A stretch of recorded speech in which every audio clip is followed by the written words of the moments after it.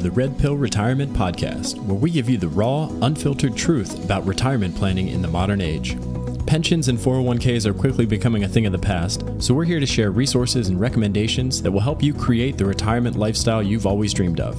If you're ready to take control of your financial future, we're here to help. Let's get started.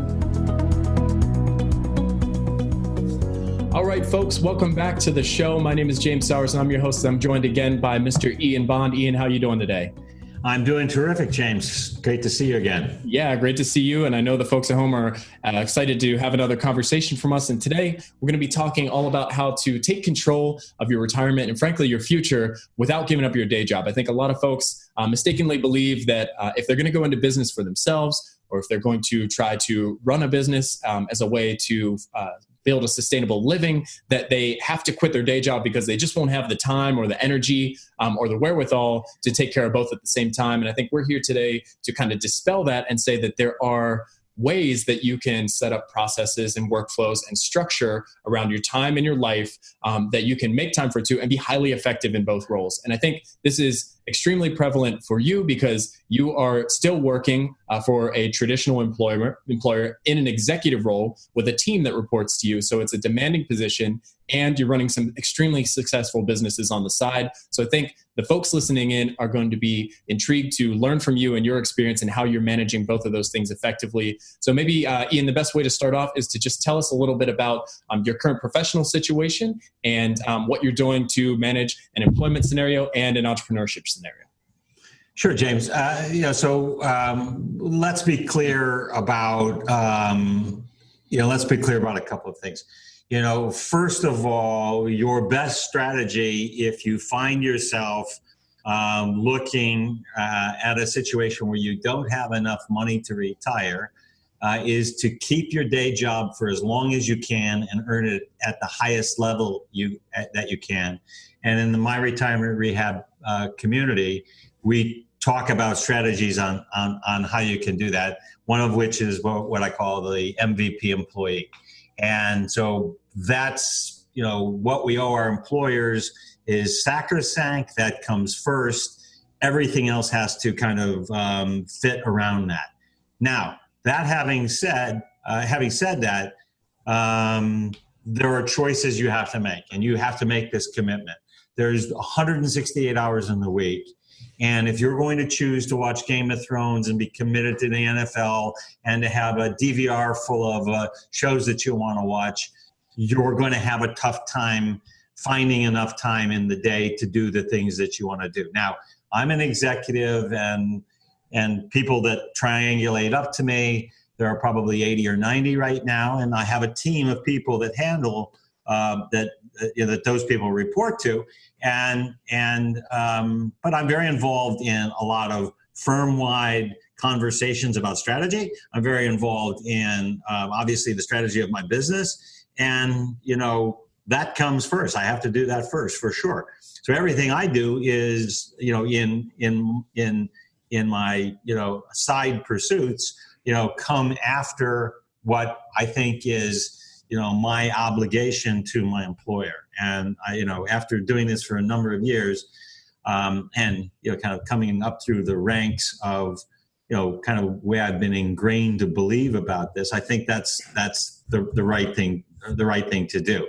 Now, how do we manage our operations? Kind of in our last session, we talked about in our e-commerce activities. My wife runs those. We bought websites and grew those websites, and that is my wife's day job. Sometimes it's at night. She's working on it right now in another room, and sometimes she's working on it during the day. But that had to be constructed with the notion that we're not on the same time zone as the United States, so it has to kind of run without us. And so we had to set it up to run like that. When I come home from work or when I have free time, I think about the strategy. I don't know any of the people that work for her. I do know their names. I don't know any of the suppliers that she deals with, although I know their names. I certainly can read the spreadsheets and the financials and plan that stuff out. So I can contribute in that type of thing. Now, I happen to have a passion for writing and communicating. And so on myretirementrehab.me and professional website investors.com, I write about things that are interesting to me and important to me. On myretirementrehab.me, I write about what I think is the fallacy of the current state of retirement planning and why it's failed so miserably for people, and what you should do if you find yourself in a situation like I was in, where I was 55 and, not going to make it. Okay. And then in professional website investors.com, I write about investing in websites. And so, I'm not as prolific as I would be if I didn't have a job. I'd be writing much more, but I have a job and that comes first. Now, I don't golf.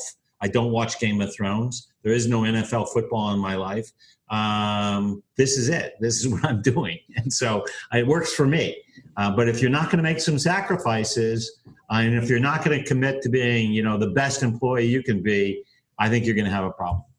Right. And, piggybacking on that point, I think, one of the common misconceptions that we've created in popular society is we've made the term priority a plural. We say, what are your priorities? But in the traditional Latin sense, priority is a singular. You have one.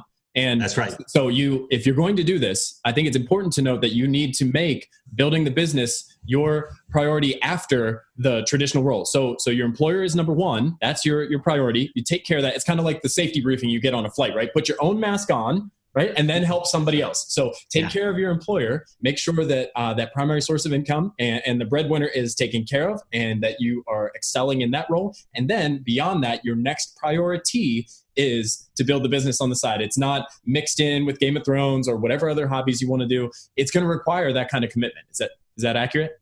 That's not only accurate, that's probably better said than I said it. I like the Latin priority. There is a priority, and literally, I think about every day.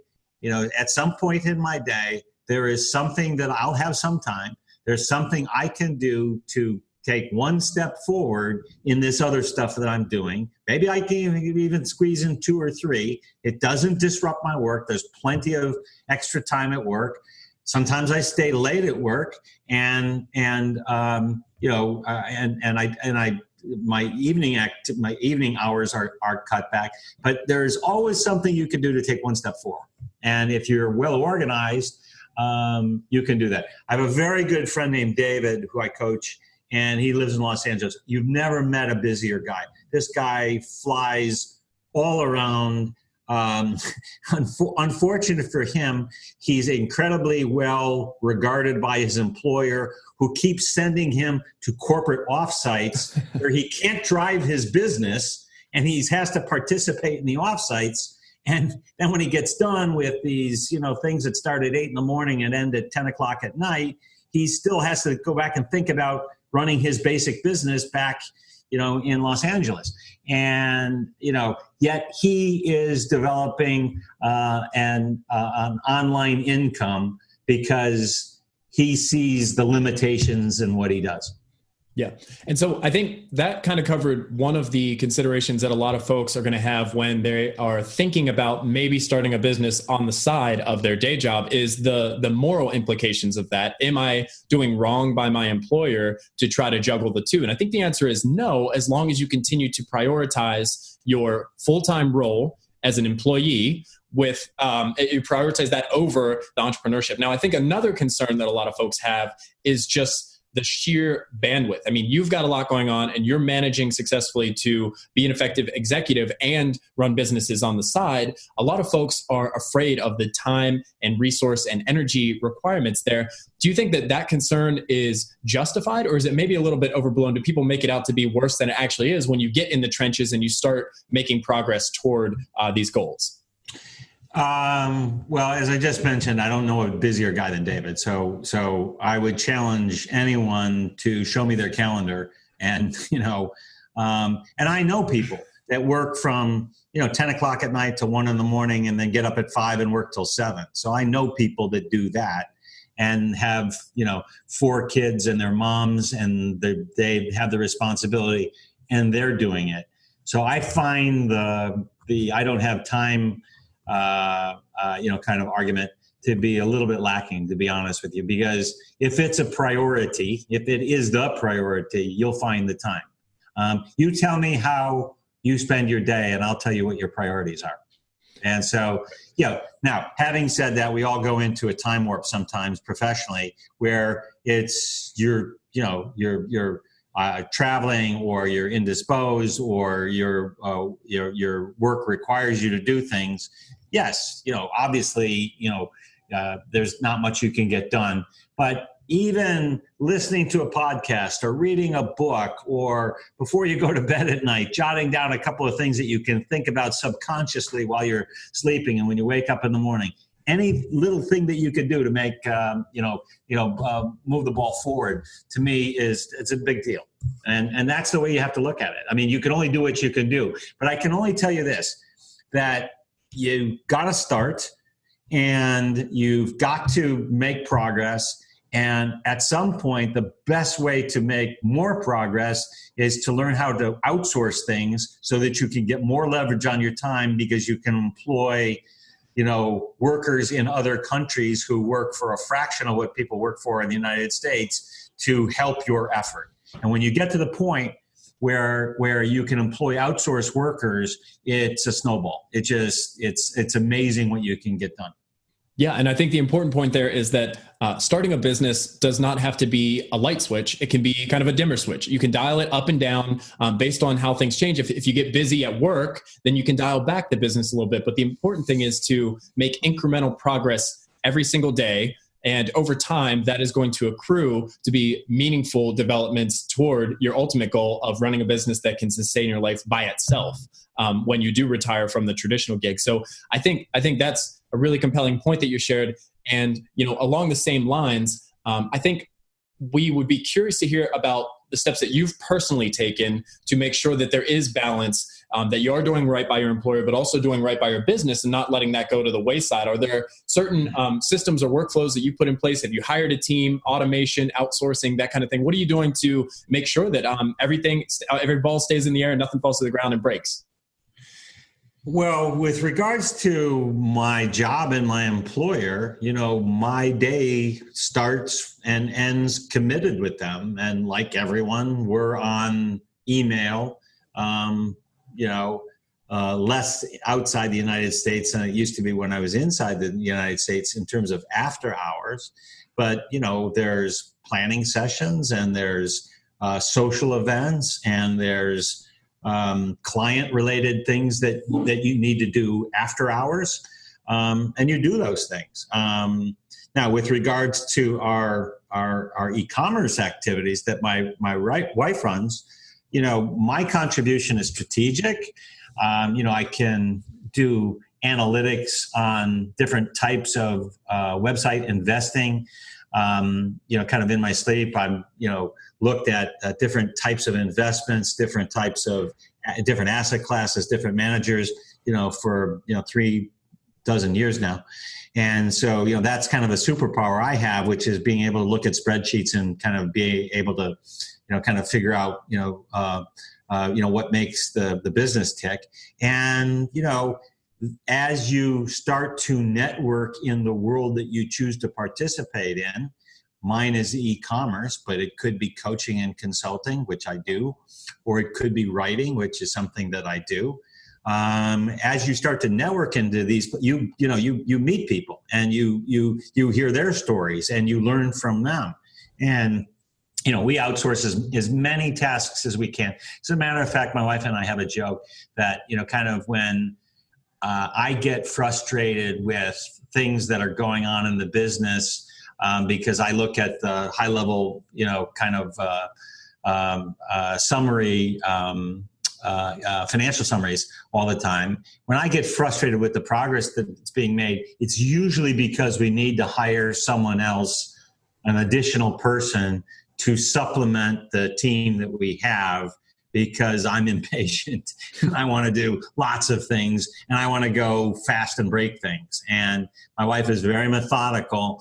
And so the way to break that tension of me wanting to go fast and her wanting to make sure that everything, is going correctly, is to get some more leverage on our time by hiring a specialist that does whatever it is that's holding us back. So that's something that we've experienced, and it's almost now a family joke, but it wasn't really very funny when we first started out, I can tell you that. Well, and I think that that's an intuition that a lot of folks have is there's going to be this natural desire to move quickly, especially if you're in a position where maybe financially you're not where you want to be. So you're going to want to make money right now. And one thing that I heard you say there that I think is a big part of what the message that you're trying to communicate through My Retirement Rehab is that you don't have to build a business from scratch. If that scares you, either from a complexity standpoint or a time requirement or a resource requirement standpoint, you don't have to do that. You can buy an existing business that's already generating revenue, and you can focus on growing that into something that can hit the revenue goals that you're looking for. And so I think that that's one point that I heard you say that I think is really important for the listeners to understand. And another point is that when you are crunched for time, because you're working full-time for another employer, you need to be laser focused on doing the tasks that drive the most progress for the business. And for you, that's the strategic tasks. Like, you focus on your core competency, and to the degree that you can, outsource or automate anything else that might follow under administrative tasks or lower value tasks, because that's how you're going to make the most out of the time that you do have available to build the business, and still make sure that you protect that sacred time with your employer and that you execute at a high level there in the office, quote unquote, whatever arrangement you have. Yeah. So going back to your first point, if you were to come up with a brilliant idea on your own and you were to launch it, you would be subject to the 90% fail in 5 years rule. Okay. So if you buy an existing business, an online business that's already up and working, no matter how small the commitment can be, and it could be as little as, $10,000, or, our first business cost less than $20,000. You can get in the game in something that has a track record already, and, you can learn. I called it, the university of the internet. I was prepared to lose all of my money and my first investment to actually, kind of learn how to get into the game.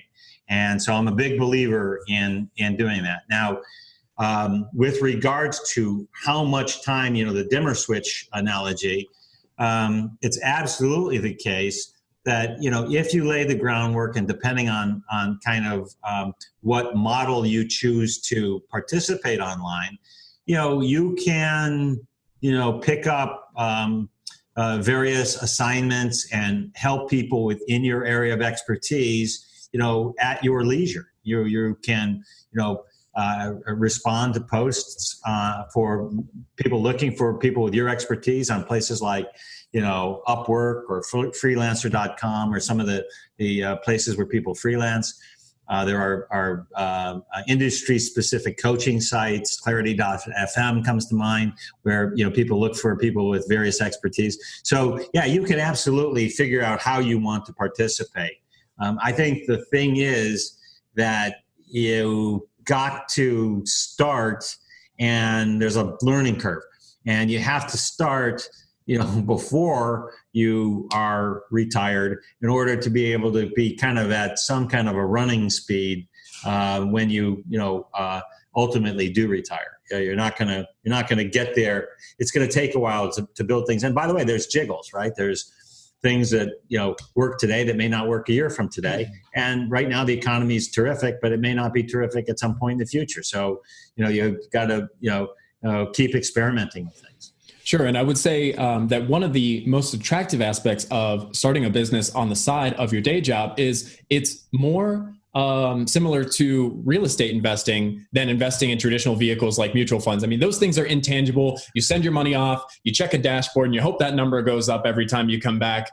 But you really don't have a sense for like what's being done with it. Somebody else is managing it. So you can kind of feel insecure or left in the dark. And again, if there's another economic downturn, that number can be cut in half tomorrow. But buying an existing business is more like buying a piece of real estate that you can rent out. It's a tangible thing. Well, for the most part, it's a tangible thing. You can see the website, you can navigate the website. It is bringing money in every single month. So like you can touch and feel those things and you control how fast that grows. You're not at the whim of the economy or some new law that's passed at the federal level that might be stocking or tanking your portfolio. So I think that if somebody's looking to take control of their retirement, I mean, that's the whole point of this episode. I think that running a business is one of the best options when compared to traditional options like, a brokerage account or speculative investing. I think that it's really a bit of autonomy and independence that a lot of people crave. And it might seem scary at first, but it's really actually, in a lot of ways, the safer bet. Well, look, what drives me nuts is that there's a whole kind of cottage industry that's coaching people that are 60 plus into trying to figure out how to recast themselves by taking their graduation date off their LinkedIn profile and hoping that they can, somehow massage their way into this shrinking pool of jobs for people that are, kind of in their 50s or 60s. And I think that's crazy. I just think it makes no sense. I think the smart thing to do is to capitalize on your years of experience as a corporate career professional or as a professional in some other field. And the internet allows you to take your expertise, which you might only be able to deliver locally, without the internet. And now you can deliver it, globally. And so, we're 8 time zones apart. My tax guy is another couple of time zones away from you. He's in Central America. I mean, I deal with people all the way around the globe. The website broker that I use, they're based in, the CEO is based in the Philippines. Their team is, distributed all over. Taking your expertise and expanding the number of people that have access to you is just so easy today.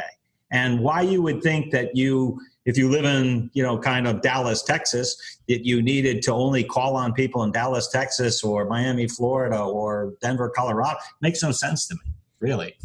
Neither does thinking about, kind of what's your next career, going to look like, when you're kind of, my age. Right. I mean, at some point you have to say, the likelihood that you're going to get hired for the next great job is going to be, somewhat limited. And, we talked about this a little in the last podcast, that it's incredibly appealing to have location independent income that you own and that you can dial up or dial down, as your income source. It's totally liberating. I would challenge anybody listening to this, just go sell one thing on eBay, and the joy you get when you get the check, when you get the wire transfer to your account because you sold something that you don't need and you got money for it. It's addictive. It's really fun. I wake up in the morning and I look at the dashboards for the back end of the e-commerce sites that we run. And, every day I'm just amazed. You think it's just going to end, right? For some reason, you've got this feeling. Well, here we are now, 2.5 years into this. We started very meager, made every mistake you can possibly make. Then we got lucky the beginning of last year and we hit on a theme in the niche that we're in. Things exploded for us. We had a 5x revenue year. We're now doing over $2 million in revenue. That's growing and will be bigger this year than last year. And, I would never have guessed, James, that this would be, what's going on for us. So if I can help anybody just even, get, somewhere into that process, if I can persuade anyone just to even look at it and think about it, kind of that's my mission. Yeah. And I can imagine, you talked about selling that first item on eBay. I bet that first, every dollar you make today is just as intoxicating and motivating as that first dollar that you made a few years back, whenever you started your first business. So, if somebody wants that feeling, I think we've done a pretty good job of illustrating why this is a compelling path to go down compared to traditional vehicles. So let's just assume that everybody at home is sitting there saying, all right, well, how do I get started? What do I do? So did you jump straight into e-commerce? Did you do some coaching and consulting? What did you do, I guess, and what challenges did you face early on in that process that you want everybody listening at home to avoid because they're learning from your experience? Yeah, so I became convinced that physical goods e-commerce, which is the biggest slice of the e-commerce universe, physical goods e-commerce is something that I understand, and I think most people do, right? It's, kind of like real estate, right? It's, if you and I were to be parachuted in to pick a city, we'd figure out which apartments and which houses are cheaper and what rents should be. You can figure that stuff out. We're all online shoppers. And so physical goods e-commerce made sense to me.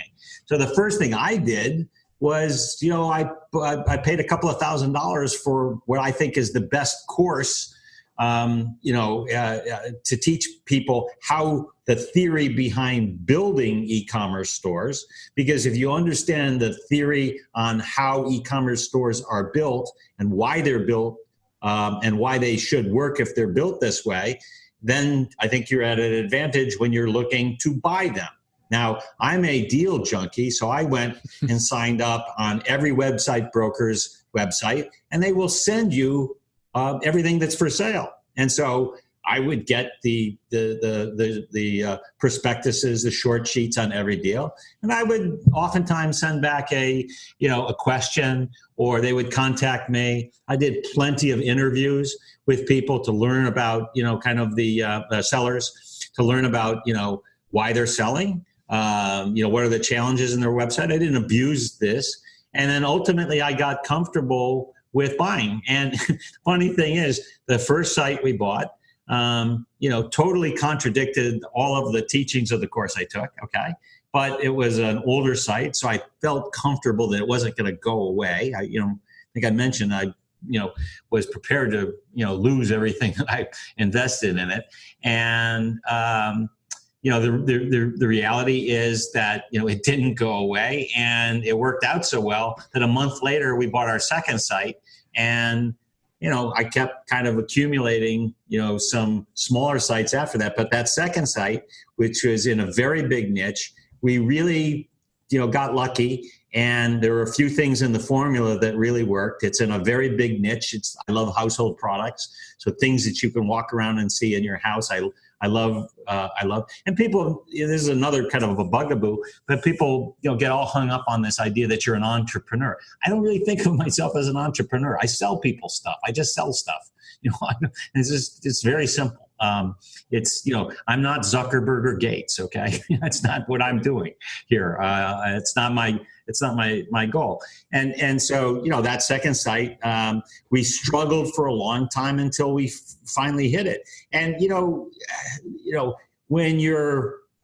when you think you're doing everything right, but the numbers in any given month are uneven and you're kind of failing every day, it's the antithesis of the way you would expect your corporate life to go, where if you have a mistake, it's a huge problem, okay?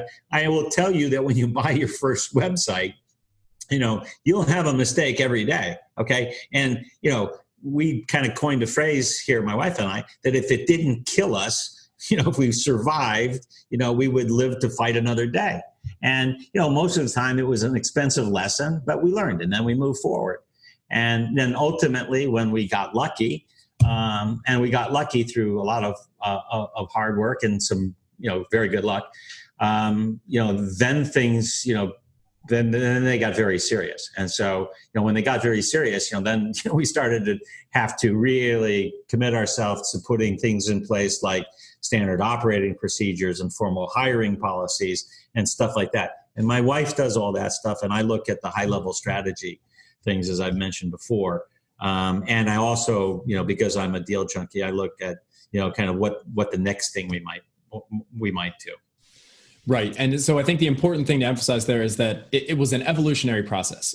You don't, if you're sitting at home thinking, I got to figure out how I'm going to hire a team and I got to have all these standard operating procedures, you don't have to know everything from day one. In fact, you don't really have to know much of anything. You just have to get started. And I can make it easier for you than that. If you join our community, you ask the question and people will give you the answer. What do I do in this situation? You'll get a ton of answers for people who did something similar to you, and they'll give you, a great idea of what resources you can do or how you should approach it. It's that simple. Yeah. So that's actually the perfect segue. I was going to emphasize the community. So maybe, I know we're running up against time here. So let's just cap this off. If somebody wants to get started today, what is your advice to them? And I think that my gut tells me you're going to mention the community, and you are not alone in this. If you're thinking about this and this is something you want to do, you don't have to do it by yourself. You don't have to figure everything out by yourself. There's a community of people just like you that are either in the same position as you, or some folks that are further down the line that can say, I've been there and done that. Here's what happened to me, and here's how you don't make the same misstep.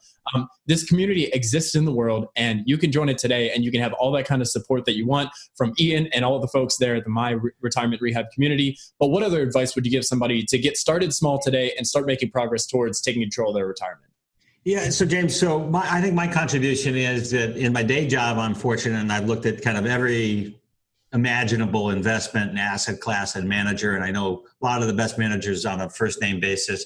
So, I can cut through all of the retirement planning mumbo jumbo for people. And it's the community is a very practical place to go. That didn't exist when I was, in the situation where I was trying to figure out, which way was up. And, I was really, quite befuddled and quite confused. And now I feel like, we're really on the right path, and I'm very excited, and I'm excited to share that with other people. But what would I do?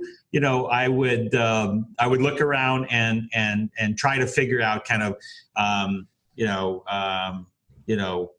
what interests me, what are things that, I'm good at, how could I apply those things to solve other people's problems?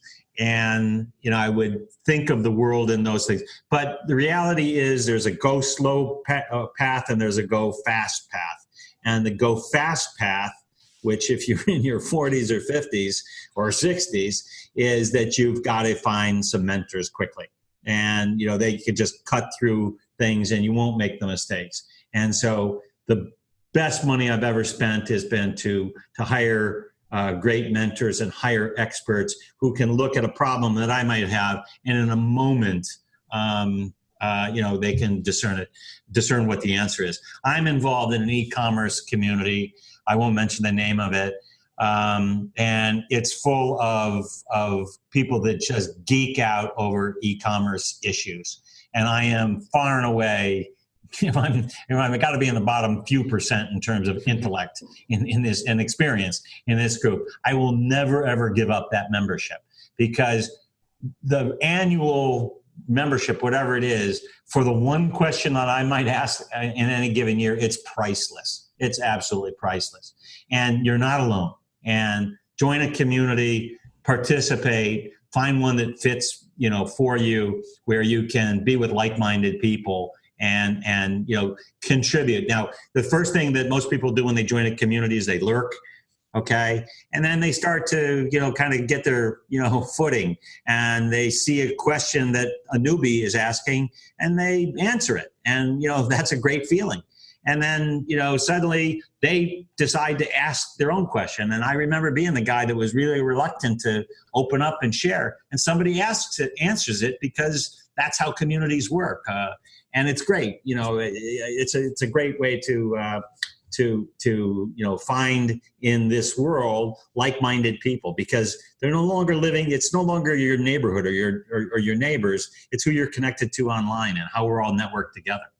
Yep. And if you want to take action today, you don't have to follow Ian's model of buying that $10,000 or $20,000 existing business. You can start small, and if you're happy, you can stay small, or you can start small and grow. But one way to start today would be to look at your current skills and get into something like a freelancing or consulting position through some of the websites you said, Upwork or Clarity.fm. Just start taking a coaching client. and start having a weekly or bi-weekly call with them. See if you like that kind of thing. And you can always scale that up. You could take 2, 3, 4 and let them work around your schedule and fit that in and generate revenue that way. And then if you decide that this independent business owner lifestyle is for you, then you can double down and buy the business. But being a part of a community and having some people that have your back and can provide some insight from real world experiences is going to be the best way to determine if this is something that's viable or of interest to you. But if you're feeling overwhelmed, just start small. Take a coaching client, take a freelancing advisory role, and start making money that way, and just get a feel for it. And then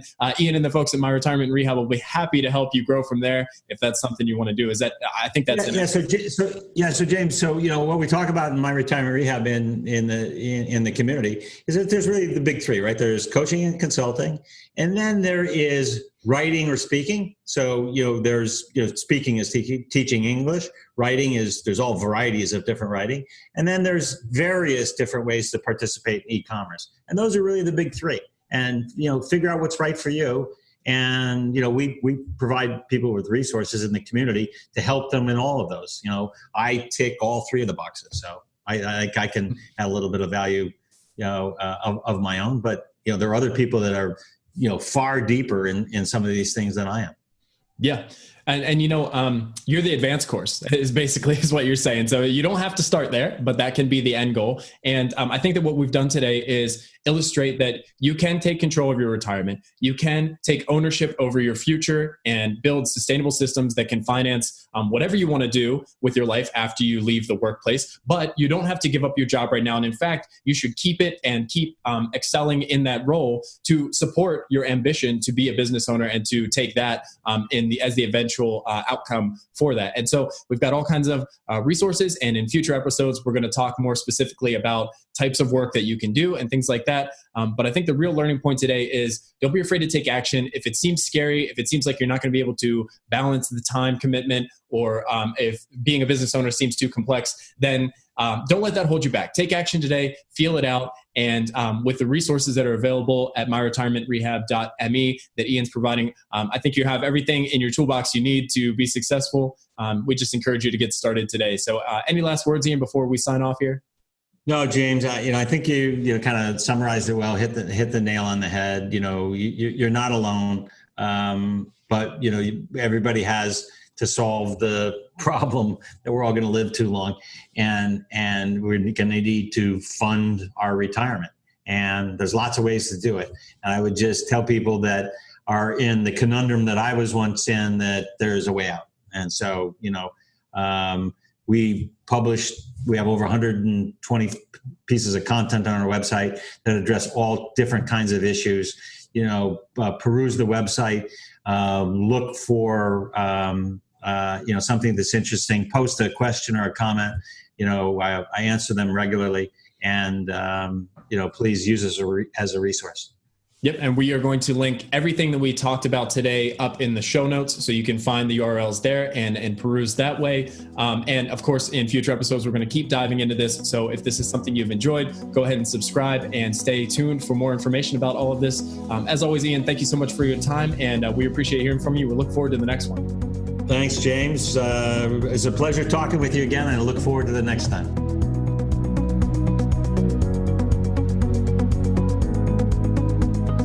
A little bit about how there will be some sacrifices that need to be made in the terms of maybe you can't keep up with your favorite TV show, maybe you can't have as much downtime for things like reading or watching movies or television, or maybe even exercising in the short term. You may have to cut back on those things just a little bit until you can get your business off the ground, and then gradually reintroduce them as you have stability and predictable revenue around what is going to ultimately fund the retirement that you're shooting for. We also talked about how you can take small steps just to get started, and you don't have to jump in head first and dive into being an entrepreneur or a business owner. You can just take a small step and test it out with something like coaching or freelancing, and just take 1 or 2 projects on at a time and see if it's a good fit for you. And then you can always scale up from there. And over time, you can scale up the independent business and scale back the traditional employment arrangement until finally you are totally free and quote unquote retired, or in other words, free to live the life that you've always wanted and build a business in the process so that you never have to worry about whether income is going to continue coming in, and never have to worry about any bills or expenses that you have to support your lifestyle, because that is all funded through the business. And of course, from there, you can continue to double down and start additional businesses or grow the one that you already have in progress. So a really enlightening conversation again with Ian today. And of course, you can find more of your peers and your support group at myretirementrehab.me. And as always, you can learn more about this podcast, like additional episodes or the show notes and the resources we talked about today at redpillretirement.com. So in the meantime, until we publish our next episode, go ahead and check out those resources. But otherwise, we will see you on the next one. Take care.